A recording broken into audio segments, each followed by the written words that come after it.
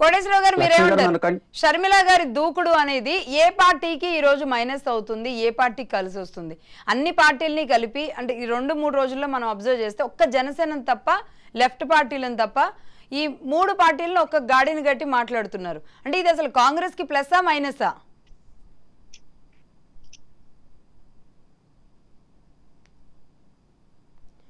కోటేశ్వరరావు గారు మ్యూట్ లో ఉన్నారు.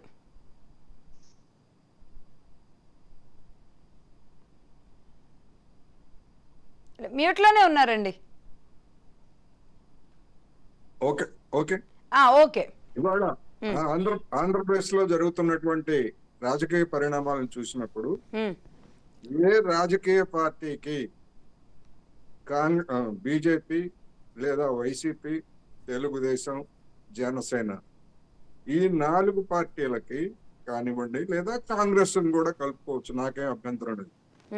ఒకళ్ళని ఒకళ్ళు విమర్శించుకోవడానికి నైతిక హక్కు లేనటువంటి రాజకీయ విధానాలు వాళ్ళ గతాన్ని చూస్తే మనకి తెలుస్తుంది.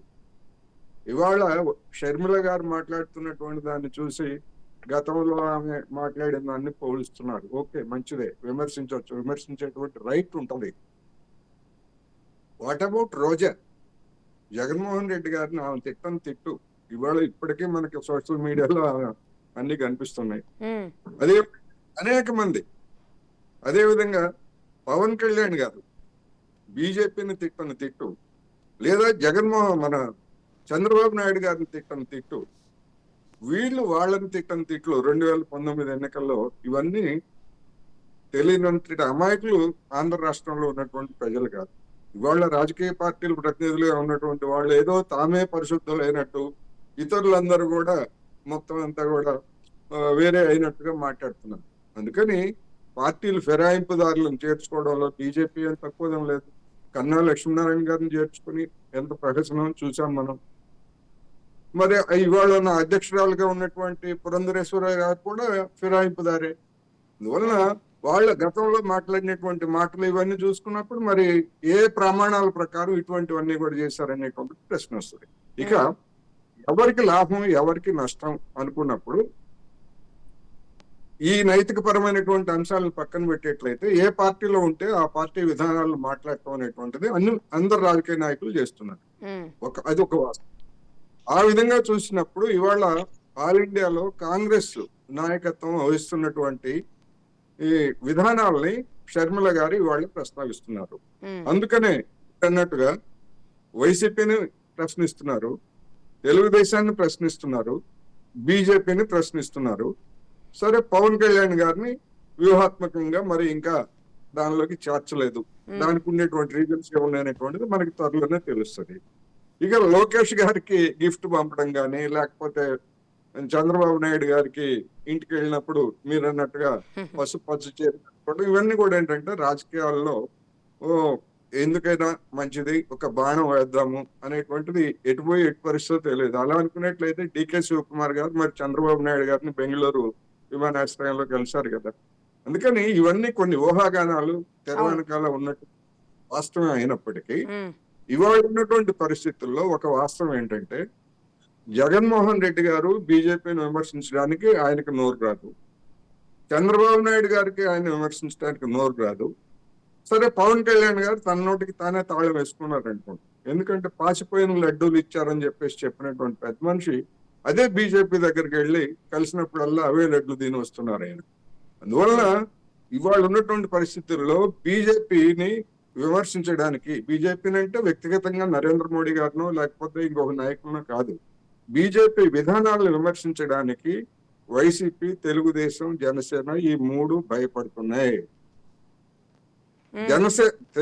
వైసీపీ ప్రభుత్వము 2020 వైసీపీ పార్టీకి సంబంధించి 2024లో ఒకవేళ మన నరేంద్ర మోడీ గారి పార్టీకి సీట్లు తగ్గేట్లయితే ఆంధ్రదేశంలో ఇవాళ 100 కంటే తక్కువ ఓట్లు ఉన్నటువంటి బీజేపీ ఏదో ఒక పార్టీ దయతలిస్తే తప్ప సీట్లు తెచ్చుకునేటువంటి పరిస్థితులు లేదు.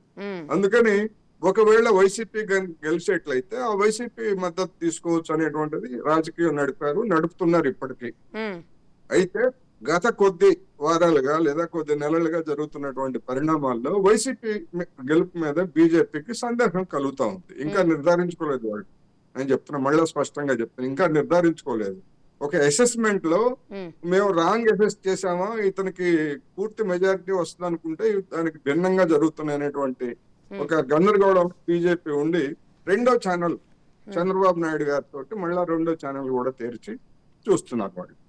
అందుకనే గత కొద్ది రోజులుగా ఒక్క నిమిషం కోటేశ్వరరావు గారు ఇప్పుడే అంటే ఇప్పటి వరకు మనం కాంగ్రెస్ నాయకుల కోసం వెయిట్ చేస్తున్నాము. యాక్చువల్ రావాల్సిన వాళ్ళు రాలేదు.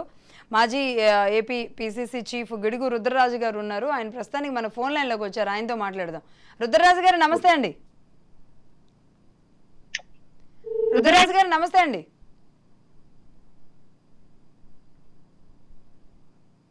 హలో రుద్రరాజు గారు, ఓకేనా?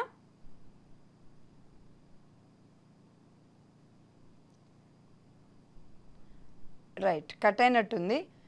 కోటేశ్వరరావు గారు, అందువల్ల బీజేపీ అనేటువంటిది ఇప్పుడు తెలుగుదేశం జనసేన కూటమి తోటి వెళ్ళాలా లేదా మనం చూసాం. వాళ్ళు సమావేశం జరిపి అభిప్రాయాలు తీసుకున్నారు. బీజేపీ రాష్ట్ర నేతల అభిప్రాయాలు తీసుకొని అధిష్టాన వర్గానికి మేము పంపించాము అని చెప్పారు.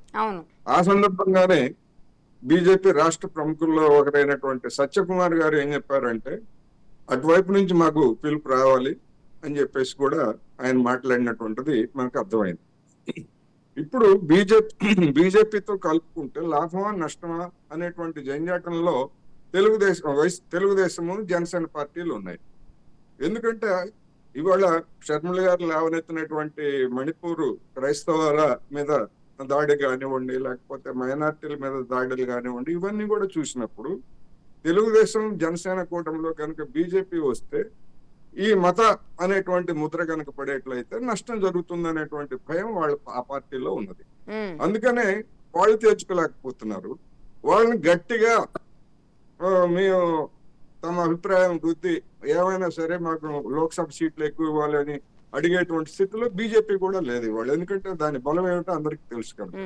అందువల్ల ఈ ఒక రాజకీయ నాటకం జరుగుతా ఉంది కనుకనే షర్మిల గారు ఈ మూడు పార్టీలని విమర్శిస్తున్నారు. ఒకవేళ రాబోయేటువంటి కొద్ది రోజుల్లో తెలుగుదేశం జనసేన కూటమి బీజేపీతో గనక విడగొట్టుకునేట్లయితే, దాంతో మాకేం సంబంధం లేదు అనేటువంటి ఒక వైఖరిని కనుక తీసుకునేట్లయితే ఆంధ్రప్రదేశ్ రాజకీయాల్లో ఒక కొత్త పరిణామం చోటు చేసుకున్న ఆశ్చర్యం లేదు. ఇది ఊహాగానమే నా అభిప్రాయం చెప్తాను. ఎందుకంటే బీజేపీ ఒకవేళ ఆ విధమైనటువంటి వైఖరి తీసుకోవడం అంటే వైసీపీకి సపోర్ట్ చేయడం, మద్దతు తెర వెనకాల నుంచి. అదే కనుక జరిగేట్లయితే వైసీపీని బీజేపీని ఒకే ఘాట కట్టినటువంటి కాంగ్రెస్ కానివ్వండి, వామపక్షాలు కానివ్వండి, ఒకవేళ సర్దుబాటు చేసుకోకపోయేట్లయితే తెలుగుదేశం జనసేన ఇవన్నీ కూడా వైసీపీ పరోక్షంగా ఉన్నటువంటి బీజేపీ కూటమికి వ్యతిరేకంగా దగ్గరైన ఆశ్చర్యం లేదు. అటువంటి పరిణామాలు జరిగిన ఆశ్చర్యం లేదు. అందువలన ఇవాళ బీజేపీతో సంబంధాలు అనేటువంటివి ప్రధానమైనటువంటి అంశంగా ఉన్నాయనేటువంటిది నా అభిప్రాయం.